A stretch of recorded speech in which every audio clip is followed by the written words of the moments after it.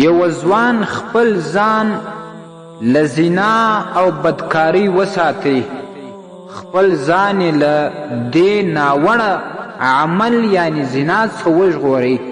الله رب العزال کوم عمل ورسره وکړي؟ تاسو دا یو واقعه واورئ. امام ابن عساکر رحمه الله په خپل مشهور کتاب تاریخ دمشق کې راخیستې ده، او دا شان په مختصر تاریخ دمشق کې امام ابن منظور هم راخیستې ده، او امام ابن کثیر په خپل تفسیر کې هم نقل کړې ده. بیا دا خپل ځانونه پر دې ځوان باندې مقایسه کوي، د خپلو ځانونه ته هم وګورئ چې کله تاسو ته یو ګناه مخامخ شي، ستاسو عمل څه وي او د دې ځوان عمل څه و. عمرو بن جامع وایي چې یو ځوان و، هغه په مسجد کې عبادت کوي او هلته به درس هم کوي، زده کړه هم کول، علم هم حاصلوي. چې کله له خپله کوره راوځي، دلته یوه جنۍ زنانه ورباندې عاشقه سوه، او دی بار بار و خپل ځان ته رابلی، خپل طرف ته به یې رامایله کوي چې راسه زما سره یو ځای سه. خو ځوان هغې ته وخت نه ورکوي، ځوان هغې ته کتل هم نه، ځوان د الله رب العزال څخه بیریږي، هغې ته ګوري هم نه. حتی هغه زنانه په دې ځوان پسې کور ته ورغله او د هغه څخه د زنا او بدکارۍ خواهش وکړي چې ما سره دا بدکاري وکړه. هغه ځوان ته چې د الله رب العزال بیره او ډارې په زړه کې و، د قرآن کریم یو آیت یاد شو: إن الذين اتقوا إذا مسهم طائف من الشيطان. کوم خلق چې د الله رب العزال څخه بیریږي، نو چې کله د شیطان د طرفه دوی ته څه خطره را مخامخ سي، څه خطره او کومه ګناه د شیطان د خوا ور پیښه سي، تذکروا فإذا هم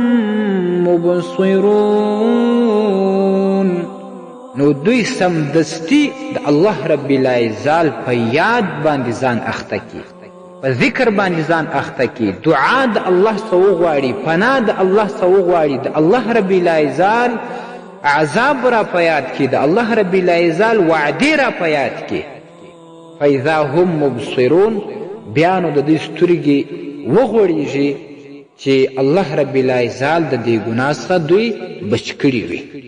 د دې ځوان دا آیات را په یاد شو، نو بس سمدستي یې د الله څخه پناه وغوښتل، او پر ده باندې په دې وخت کې بېهوشي راغله او دا ځوان بېهوشه سو.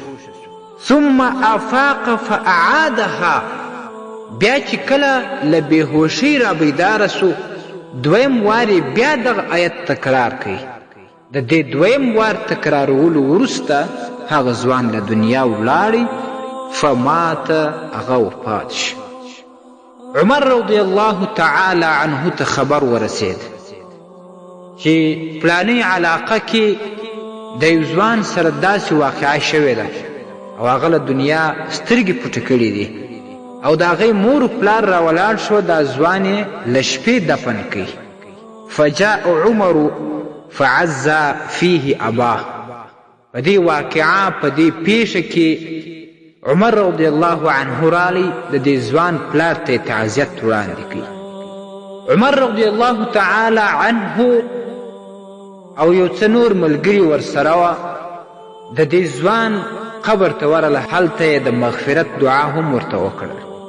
عمر رضی الله تعالی عنه دی قبر او دی ځوان ته مخاطب سو، ورته وایي: یا فتا ولمن خاف مقام ربه جنتان. ای ځوانه، څوک چې د الله رب العزال څخه وویرېدل، د الله رب العزال څخه وډار شول، د الله رب العزال د طرفه هغه ته 2 جنتونه دي، الله 2 جنتونه ورکوي. ناشنا خبره دا ده.